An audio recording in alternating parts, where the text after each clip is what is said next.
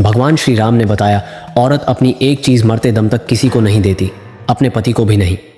भगवान श्री राम और माता सीता जी अपने 14 वर्ष वनवास के दौरान चिन्नकूट में बैठे हुए थे। तो माता सीता जी भगवान श्री राम से कहती हैं, हे स्वामी, औरत अपनी कौन सी चीज़ मरते दम तक किसी को नहीं देती है, यहाँ तक कि वह अपने पति को भी कभी नहीं देती है। तो भगवान श्री राम कहते हैं, हे देवी सीते, आपने इस प्रश्न को पूछकर समस्त मनुष्य जाति का कल्याण कर दिया है। भगवान श्री राम कहते हैं, देवी सीते, स्त्री चाहे कितनी ही पतिव्रता क्यों ना हो, पर यह 3 बातें कभी उसे नहीं बताना चाहिए, वरना मुंह दिखाने के लायक नहीं रहोगे। भगवान श्री राम कहते हैं, देवी सीते, मैं आपको इस बारे में एक कथा सुना रहा हूँ, आप इस कथा को ध्यान से पूरा सुनिए, आपके प्रश्न का उत्तर मिल जाएगा।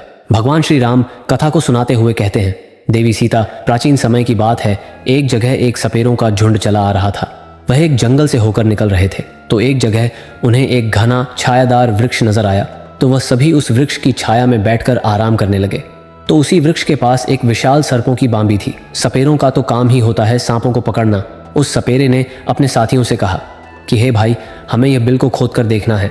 और उसी समय सपेरों ने आपस में विचार किया और उस सांप के बिल को खोदने लगे। जब उस बिल को 4 फुट की गहराई तक खोदे तो उस बिल से एक बहुत ही भयंकर काला नाग निकला।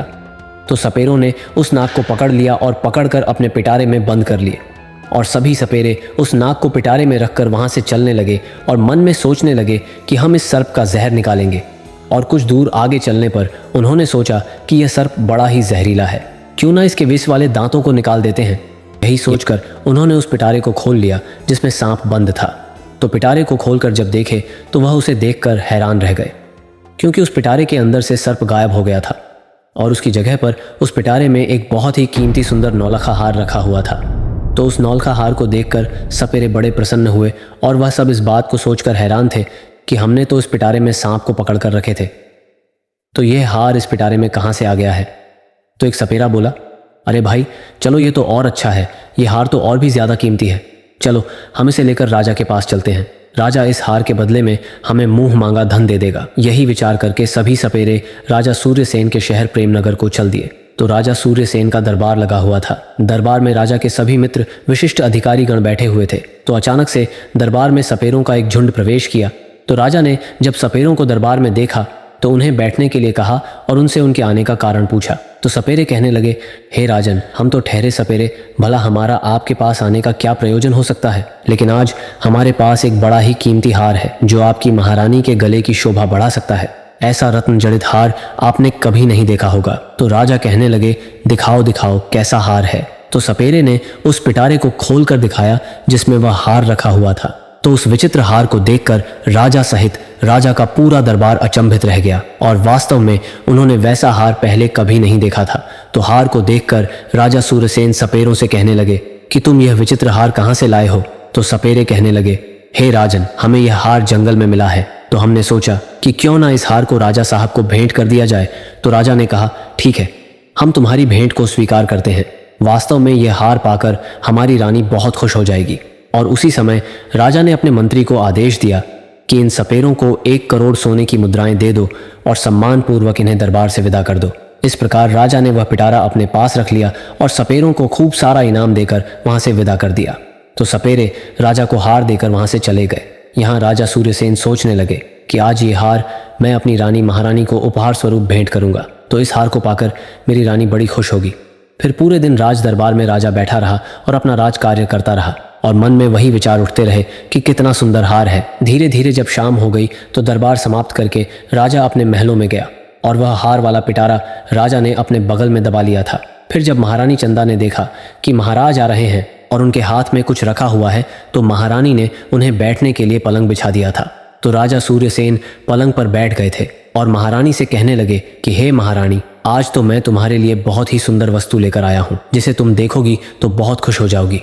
तो महारानी कहने लगी, महाराज ऐसा क्या लाए हो आप मेरे लिए। तो राजा ने उस पिटारा को रानी के आगे बढ़ा दिया और कहा कि नहीं मानती हो तो स्वयं देख लो। तो रानी ने जैसे ही उस पिटारे को खोलकर देखा तो उसमें देखती हैं कि एक बहुत ही सुंदर तेजस्वी 7 दिन का बालक लेटा हुआ है और अपना अंगूठा चूस रहा है और उस बालक के चेहरे पर अलौकिक दिव्य तेज चमक रहा था। और वह बालक इतना सुंदर था कि रानी उस बालक को देखती ही रह गई थी और कहने लगी, हे महाराज, इसमें तो बड़ा ही सुंदर बालक लेटा हुआ है। तो राजा सूर्यसेन कहने लगे, नहीं रानी, बालक नहीं, इसमें तो नौलखा हार था। यह बालक कैसे बन गया है। तो राजा को जब रानी की बात पर भरोसा नहीं हुआ तो राजा ने उस पिटारे को लेकर स्वयं देखा तो वास्तव में उस पिटारे में बड़ा ही तेजस्वी बालक लेटा हुआ था। तो राजा के आश्चर्य का ठिकाना नहीं रहा। उस बालक को देखकर राजा और भी ज्यादा प्रसन्न हो गए थे, क्योंकि राजा सूर्यसेन के पहले से कोई संतान नहीं थी। तो राजा और रानी हर समय संतान के बारे में सोचकर दुखी रहा करते थे।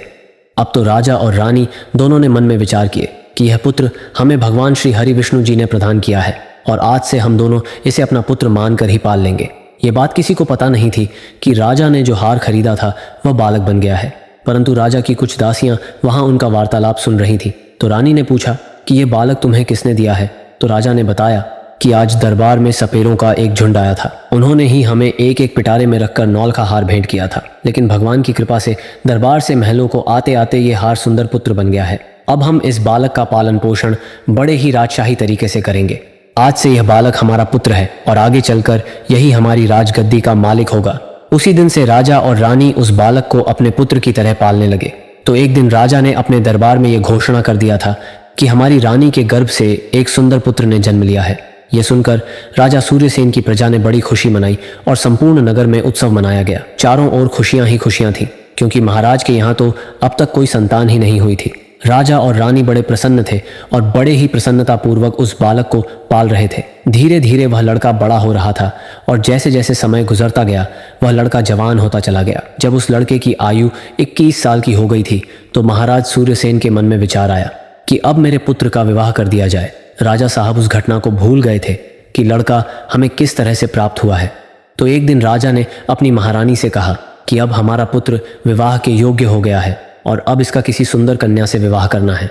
तो राजा का यह प्रस्ताव रानी को भी बहुत पसंद आया और रानी बोली, हे महाराज, शुभ कार्य में देरी कैसी, जितनी जल्दी हो सके आप मेरे पुत्र का विवाह कर दीजिए। तो राजा सूर्यसेन के राज्य से लगा हुआ एक दूसरा राज्य आनंदपुर था। वहां के एक राजा थे राजा राम भजन। उनकी बड़ी सुंदर कन्या थी, नाम था मनमोहिनी। राजा राम भजन की कन्या मनमोहिनी 14 विद्याओं में संपूर्ण थी। राजा ने अपने आचार्य से उस लड़की को समस्त विद्याओं का ज्ञान कराया था। धीरे धीरे राजकुमारी मनमोहनी जब विवाह योग्य हो गई थी तो महाराज राम भजन विचार करने लगे कि अब मुझे अपनी पुत्री का विवाह करना है। पुत्री के विवाह की बात मन में आते ही राजा ने अपने दरबार में नाई और पंडित जी को बुला लिया और टीका की सामग्री देकर नाई और पंडित को वर खोजने के लिए भेज दिया था। भगवान श्री राम कहते हैं, देवी सीते पहले नाई और पंडित ही वर खोजने जाया करते थे। राजा ने उनसे कहा कि जाओ और हमारी पुत्री के योग्य किसी राजकुमार को टीका करके आना। तो नाई और पंडित जी राजकुमारी के टीका की सामग्री लेकर दूसरे राज्यों के लिए निकल पड़ते हैं और कई राज्यों में घूमने लगे थे, परंतु उन्हें उस पुत्री के समान तेजस्वी और सुंदर राजकुमार नहीं मिला था। तो नाई और पंडित ने भ्रमण करते करते परेशान हो गए थे और अंत में वह चलते चलते राजा सूर्यसेन की नगरी में पहुंचे। तो राजमहल में आनंद का दरबार लगा हुआ था। तो अचानक नाई और पंडित जी का दरबार में आगमन होता है। तो राजा सूर्यसेन उन्हें देखते ही समझ जाते हैं कि यह कोई नाई और पंडित जी हैं जो किसी राजा की कन्या का रिश्ता लेकर यहाँ आए हैं।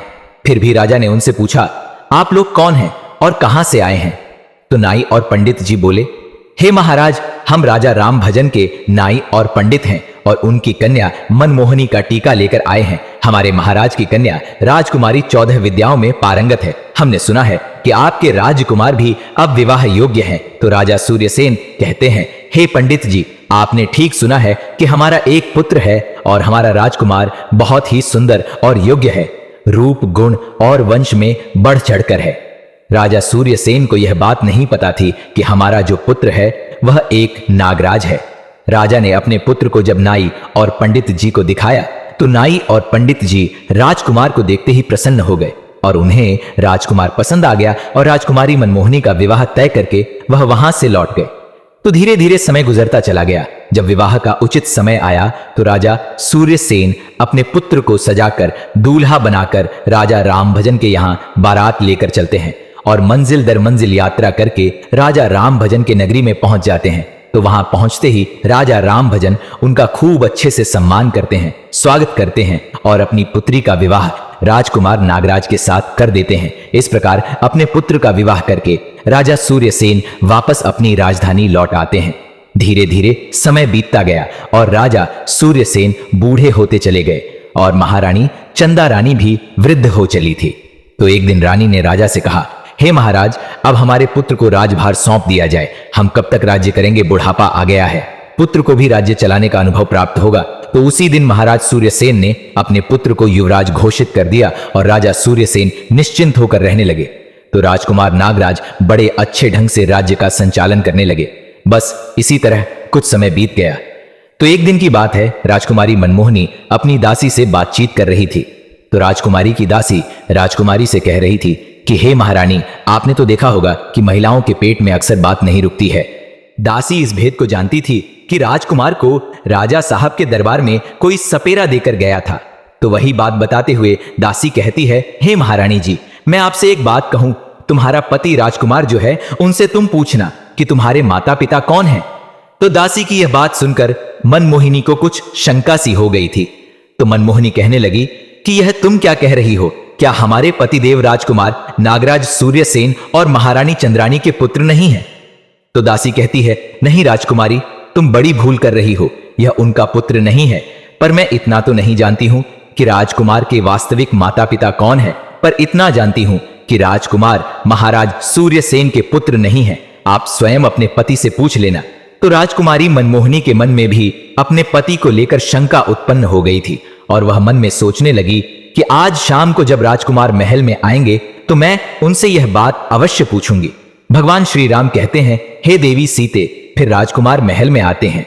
तो राजकुमार की पत्नी मनमोहिनी राजकुमार से पूछने लगी कि हे प्राणनाथ, आज मैं आपसे एक प्रश्न पूछना चाहती हूं। तो राजकुमार कहते हैं, हे प्रिय, पूछो, क्या पूछना चाहती हो? तो राजकुमारी पूछती है, हे स्वामी, मुझे यह बताइए कि आपके माता पिता कौन हैं और आप किस वंश के हो। तो यह बात सुनकर वह नागराज से जो राजकुमार बना था वह कहने लगा, हे रानी, क्या तुम्हारी मति मारी गई है? महाराज सूर्यसेन और महारानी चंदा रानी ही मेरे माता पिता हैं। तो मनमोहिनी बोली, नहीं महाराज, आप मुझसे कुछ छुपा रहे हैं। कृपया सच सच बताइए। तुम्हें भगवती मां गंगा माई की कसम है, आप मुझे यह भेद जरूर बताओ। तो यह बात सुनकर राजकुमार धर्म संकट में फंस गया था। वह सोचने लगा कि आज किसी ना किसी ने इसके मन में यह प्रश्न पैदा कर दिया है।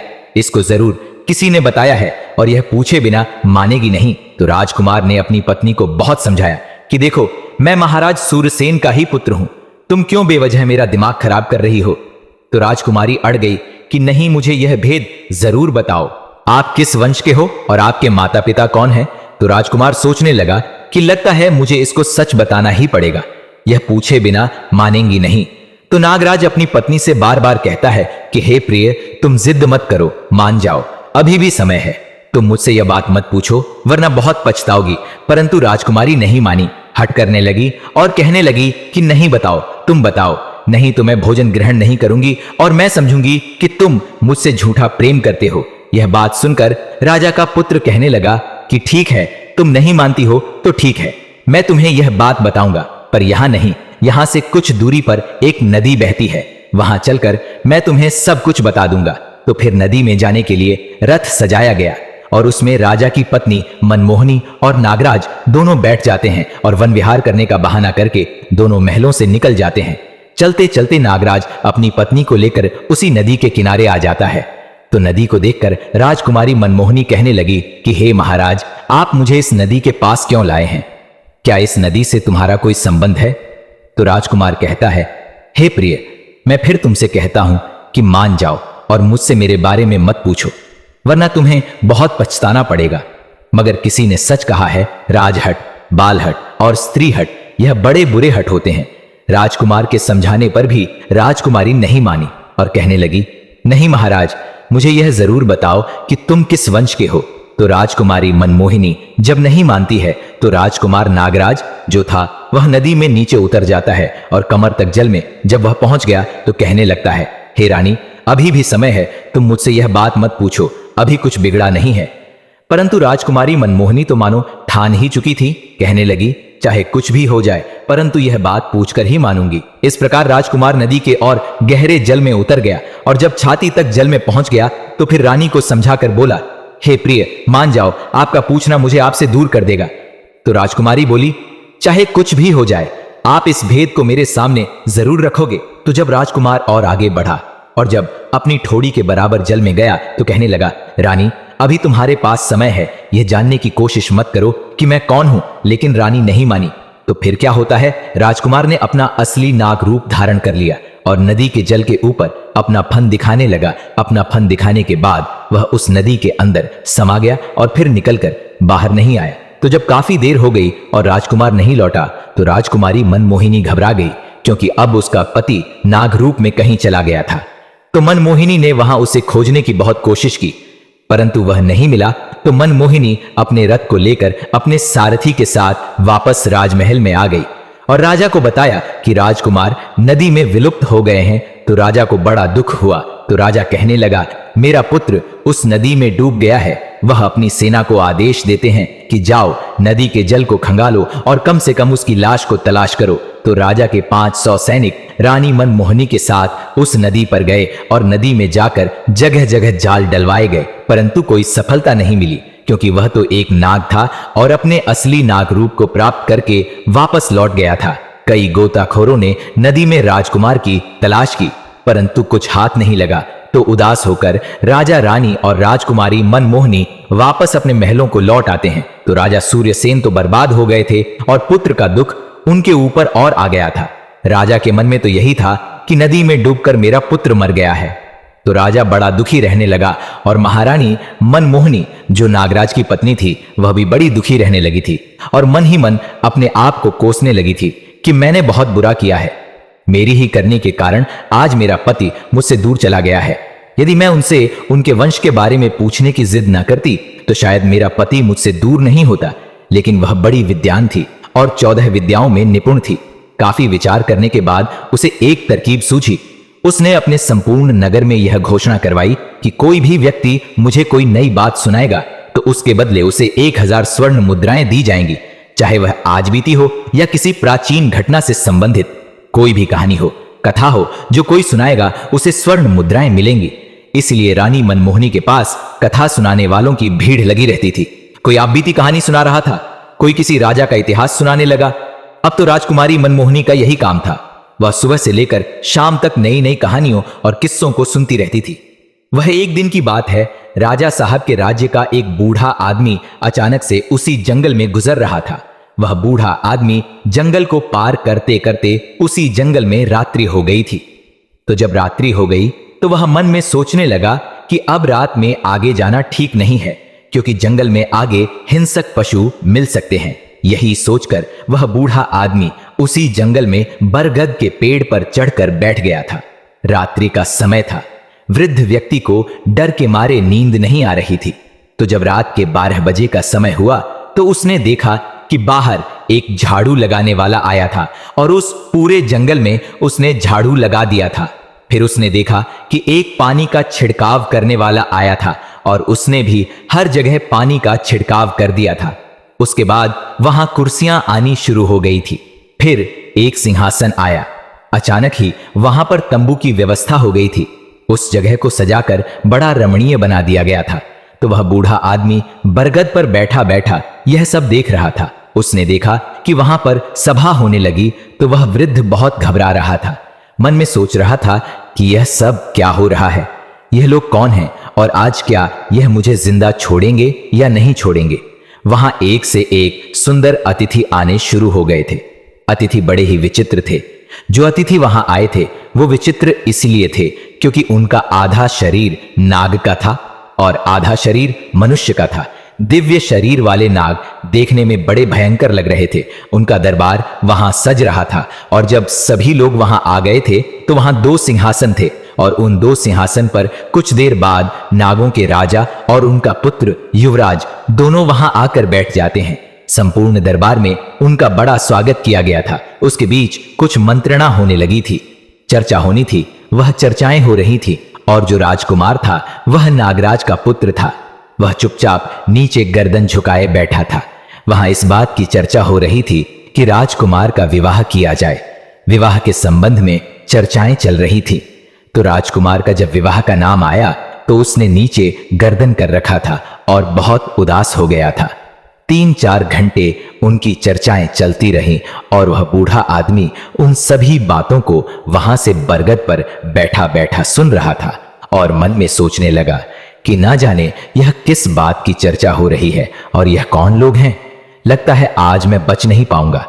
डर के कारण वह उस वृक्ष पर चिपका हुआ लेटा था। 4 घंटे जब पूरे हो गए थे तो दरबार वहां से भंग हो गया था।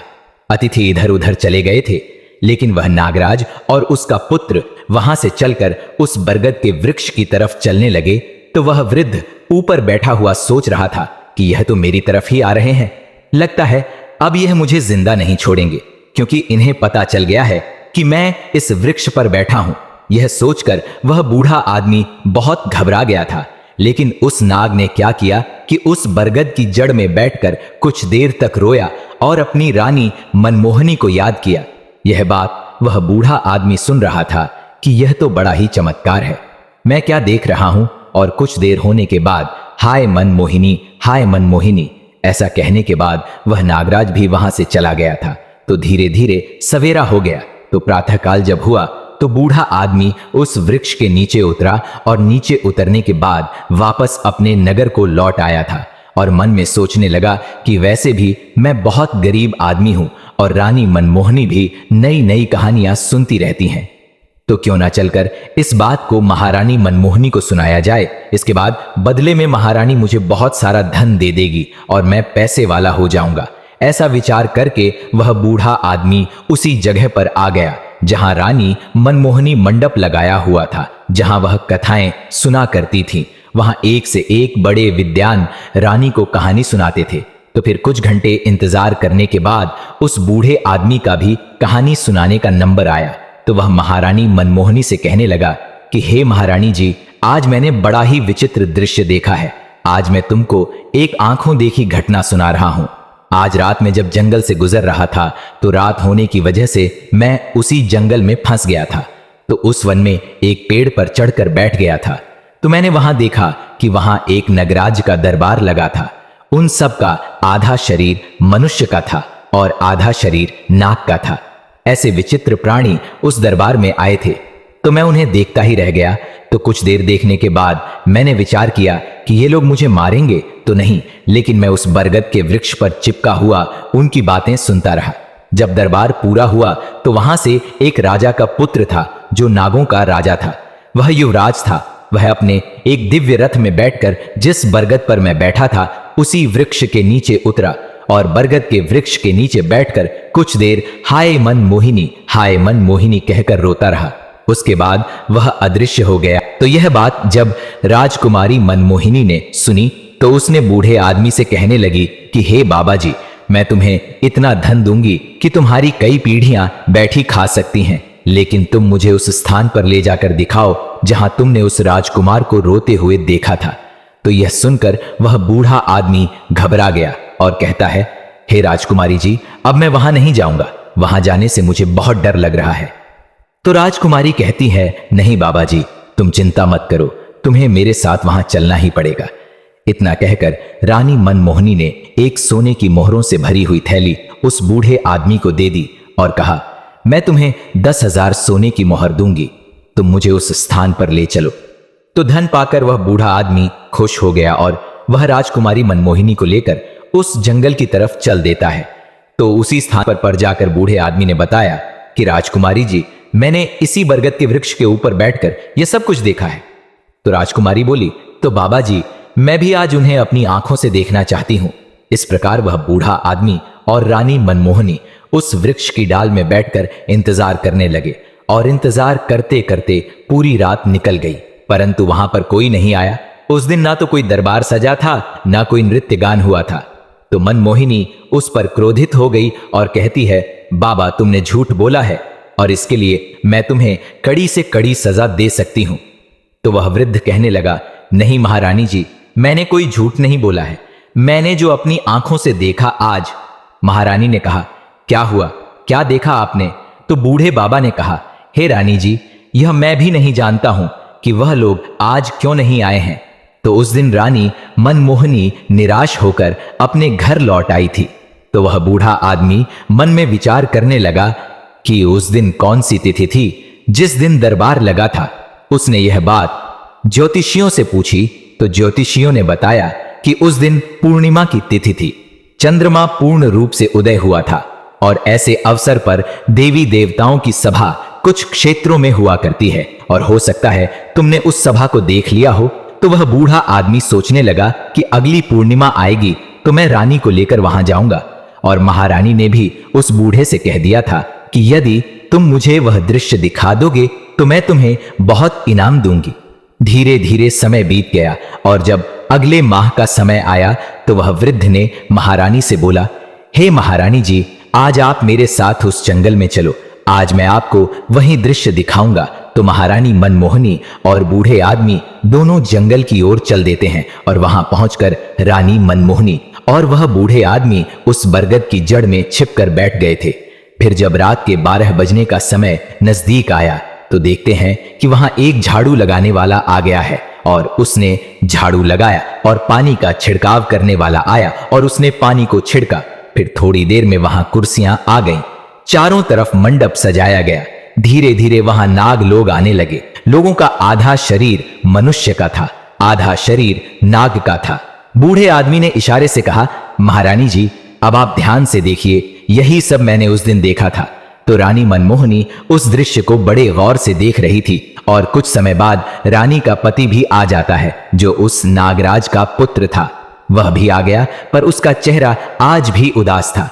उसका आधा शरीर नाग का था और आधा शरीर मनुष्य का था। तो महारानी ने उसे देखा तो पहचान लिया था और कहने लगी, यही मेरा पति है, लेकिन मुझे इसे कैसे प्राप्त करना है।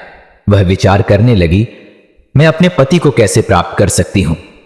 तो महारानी हिम्मत करके धीरे धीरे उस वृक्ष के कोने से बाहर निकलने लगी तो वह बूढ़ा आदमी डर रहा था। तो बूढ़े आदमी ने राजकुमारी से कहा, हे राजकुमारी जी, आप थोड़ी देर प्रतीक्षा कीजिए। 4 घंटे तक महासभा चल रही थी। जब सभा समाप्त हुई तो वहां से राजकुमार भी उसी बरगद के पास आकर बैठकर रोने लगा। तो उसे देखकर रानी मनमोहनी डर गई थी क्योंकि उसका आधा शरीर नाग का था और आधा शरीर मनुष्य का था। चेहरा तो उसका राजकुमार का ही था। तो अपने पति को रोते देख करके राजकुमारी से रहा नहीं गया तो राजकुमारी मनमोहनी निकलकर उसके पास गई और उसका हाथ पकड़ लेती है। तो अचानक से महारानी मनमोहिनी को सामने खड़ा देखा तो नागराज एकदम से हड़बड़ा कर कहने लगा, रानी तुम यहां। तो फिर रानी कहने लगी, हाँ, मैंने आपको खोजने के लिए क्या क्या नहीं किया, लेकिन अब मैं आपको कहीं नहीं जाने दूंगी। यह सुनकर राजकुमार कहने लगा, अब तो बहुत समय हो गया है, अब तुम मुझे प्राप्त नहीं कर सकती हो। यहां जो सभा होती है वह मेरे विवाह को लेकर ही होती है। मेरे पिता मेरे विवाह का प्रस्ताव रख चुके हैं और जब तीसरी सभा होगी तो सभा में मेरा विवाह तय हो जाएगा और जब मेरा विवाह तय हो जाएगा तो बताओ मैं तुम्हारे साथ कैसे रह पाऊंगा। मुझे अपनी पत्नी के साथ रहना पड़ेगा। तुमने तो मुझे त्याग दिया है। मैंने उस दिन तुमको बार बार समझाया था कि मुझसे मत पूछो। तो राजकुमार की बात सुनकर रानी मनमोहनी रोने लगी और बार बार अपने किए का क्षमा राजकुमार से मांगती है। तो नागराज कहने लगा कि देखिए राजकुमारी, रोने का समय नहीं है। मैं तुम्हें एक उपाय बताता हूं, यदि तुमने वह उपाय कर लिया तो शायद मैं तुम्हें प्राप्त हो जाऊंगा। तो रानी मनमोहनी बोली, आप मुझे जो उपाय बताओगे मैं वही उपाय करूंगी, परंतु आपको मेरे साथ रहना होगा। तो राजकुमार बोला, प्रिय, अब मेरे जाने का समय हो गया है। मुझे मेरे पिता के दरबार में पहुंचना है, लेकिन अगली पूर्णिमा के दिन तुम इसी प्रकार यहां आकर बैठना होगा और जब यहां सभा लगने लगे तो ध्यान रखना, तुम चुपचाप महाराज का जो सिंहासन है उसके नीचे जाकर छुप जाना और जब मेरे विवाह की बात चले तो तुम उस सिंहासन से नीचे से निकलकर महाराज के सामने जाकर खड़ी हो जाना और फिर मुझे महाराज से मांग लेना, मैं तुम्हें प्राप्त हो जाऊंगा। यह कहकर राजकुमार अदृश्य हो गया और महारानी मनमोहनी और वह बूढ़ा आदमी अपने नगर को लौट आए थे। तो रानी मनमोहनी बड़ी सोच में पड़ी थी कि राजा भी अपने पुत्र शोक में दिन रात दुखी रहता है। धीरे धीरे समय निकला और महारानी सोच रही थी कि चाहे कुछ भी हो जाए, मैं इस पूर्णिमा के दिन में अपने पति को पाकर ही रहूंगी। यह सोचकर मग्न मुद्रा में रानी ने अब कथाओं को सुनना भी बंद कर दिया था और अब तो वह किसी की सुनती भी नहीं थी, ना किसी से बोलती थी, क्योंकि वह अपने पति से एक बार मिल चुकी थी। धीरे धीरे समय बीत गया और तीसरा पूर्णिमा का समय आया। तो जब तीसरी पूर्णिमा नजदीक आई तो रानी मन में विचार कर रही थी कि आज चाहे कुछ भी हो जाए, मैं अपने पति को लेकर ही लौटूंगी। उसने अपना श्रृंगार किया और अपनी दासी से बोली, कि आज मेरा श्रृंगार इस तरह से करना जैसे मेरा विवाह हुआ था। तो उसकी दासी ने उसका श्रृंगार किया और पूर्णिमा वाले दिन वह उस बूढ़े आदमी को लेकर उस बरगद की जड़ में छिपकर बैठ गए और दोनों लोग वहां उस सभा का इंतजार करने लगे। तो रात के ठीक 12 बजते हैं तो फिर से वही प्रक्रिया दोहराई जाती है। झाड़ू वाले ने झाड़ू लगाया, पानी छिड़कने वाले ने पानी छिड़का और वहां धीरे धीरे कुर्सियां और सिंहासन आ गया। तो रानी मनमोहनी उस बरगद की जड़ से निकलकर उस सिंहासन के पीछे छुप गई। पर फिर धीरे धीरे अतिथियों का आना शुरू हुआ। बड़े ही विशाल शरीर वाले नाग वहां आकर बैठने लगे। कुछ नाग सुंदर हैं तो कुछ काले हैं तो कुछ पीले हैं। तरह तरह के नागों का आना वहां आरंभ हो गया था। तो कुछ देर बाद राजकुमार का पिता, जो नागों का राजा था, वह भी आ गया था। वहां बैठकर आपस में चर्चा होने लगी। वह राजकुमार भी वहीं आकर बैठ गया था। सभा चल रही थी। सभा में राजाओं के अनेक कार्य होते हैं, उनके बारे में सलाह की जाती है, उनके बारे में पूछा जाता है। जब सभी कार्य सही तरीके से सुन लिए गए तो उसके बाद राजकुमार के विवाह की चर्चा आरंभ हुई। तो राजकुमार के विवाह की बात चली तो राजकुमारी मनमोहनी को मौका मिल गया था और वह सिंहासन के नीचे से निकलकर राजा के सामने हाथ जोड़कर खड़ी हो गई। अचानक से एक कन्या वहां पर आया देख सभी सभा में हड़बड़ा गए और उसे देखकर नागराज कहने लगा, हे पुत्री, तुम कौन हो और यहाँ इस सुनसान जंगल में मध्य रात्रि के समय तुम यहाँ क्यों आई हो? क्या तुम्हें मृत्यु का जरा भी भय नहीं है? क्या तुम नहीं जानती हो कि हम सब नाग लोग हैं? नाग लोग कितने जहरीले होते हैं, यह तुम्हें नहीं छोड़ेंगे।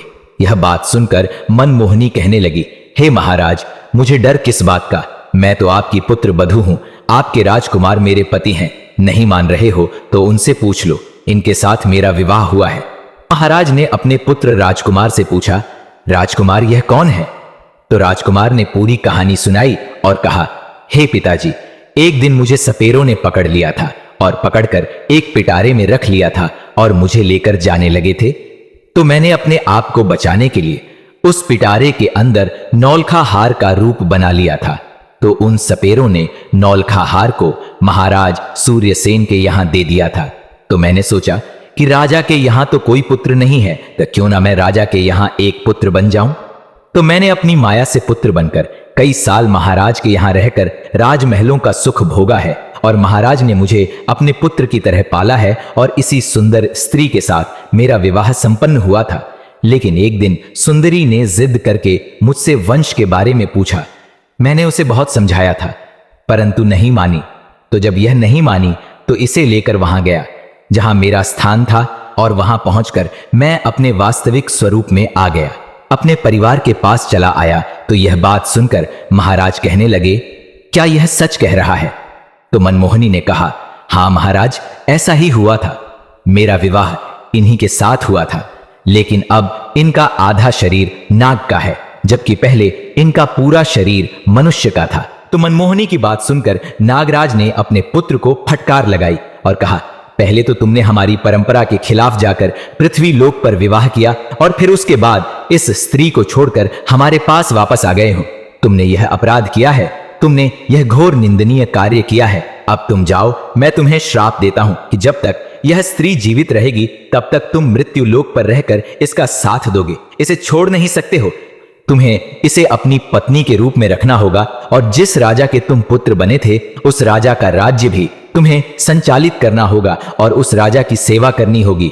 तो नागराज ने मनमोहनी को उसका पति प्रदान कर दिया और वह अपने उसी दिव्य शरीर में आ गया। उसके बाद रानी मनमोहिनी और राजकुमार नाग ने अपने पिता से सर झुकाकर आशीर्वाद लिए और अपनी पत्नी के साथ विदा लेकर वहां से चल पड़े। जब वह अपनी नगरी में पहुंचे तो वहां पहुंचकर उन्होंने देखा कि पुत्र शोक में व्याकुल होकर महाराज की स्थिति बहुत खराब थी। तो महाराज ने जब अपने पुत्र को देखा तो वह बड़े ही प्रसन्न हुए। उन्हें ऐसा लगा जैसे वह समस्त बीमारियों से मुक्त हो गए हों। पूरे महल में खुशियां मनाई गई। राजा साहब ने पूरे नगर में यह खबर भिजवा दिया था कि हमारा राजकुमार वापस लौट आया है। यह सुनकर संपूर्ण नगर में प्रसन्नता का उत्सव मनाया गया था और राजा सूर्यसेन और उनकी महारानी अपने पुत्र को पाकर धन्य हो गए थे। भगवान श्री राम कहते हैं, हे देवी सीते, इस प्रकार रानी मनमोहिनी ने अपने खोए हुई पति को पा लेती है और बड़े प्रेम के साथ अपने पति के साथ रहने लगी। भगवान श्री राम ने बताया कि हे देवी सीते, इस कहानी में सीखने और समझने वाली बात यह है कि चाहे कितनी भी प्यारी क्यों ना हो, पतिव्रता स्त्री हो, लेकिन उसकी जिस हट से आपके प्राण जाते हो और वह हट उसका कभी पूरा नहीं करना है। जिस बात को बताने से स्वयं पर, परिवारजन पर संकट आता है, वह बात उसे नहीं बतानी है। जिस बात के कहने से स्त्री के माता पिता का अपमान होता है, आपकी मन प्रतिष्ठा धूमिल हो, उस बात को कभी नहीं बताना है। जिन बातों को कहने से घर में क्लेश मचता हो, रिश्ता टूटने का डर हो, उन बातों को कभी नहीं बताना है। समझदारी इसी में है कि कुछ बातें पिता, पुत्र, पत्नी और माता से छुपा कर रखनी है, जिनकी वजह से परिवार में घोर संकट ना आए। इस प्रकार भगवान श्री राम ने माता सीता जी के माध्यम से समस्त मनुष्य जाति को यह कथा सुनाए हैं, ताकि समस्त मनुष्य जाति पर कोई संकट ना आए। आशा करता हूं कि आपको यह कथा अच्छी लगी होगी। अगर आपको यह कथा पसंद आई हो तो वीडियो को लाइक और आपका चैनल वेद सारांश को सब्सक्राइब करें और अपने परिवार में शेयर करके सबके कल्याण जरूर करें। फिर मिलेंगे एक और भगवान के कथा के साथ। तब तक के लिए कमेंट बॉक्स में प्रेम से जय सिया राम अवश्य लिखें। आप सभी पर भगवान श्री राम, माता सीता जी की कृपा सदैव बनी रहे। धन्यवाद।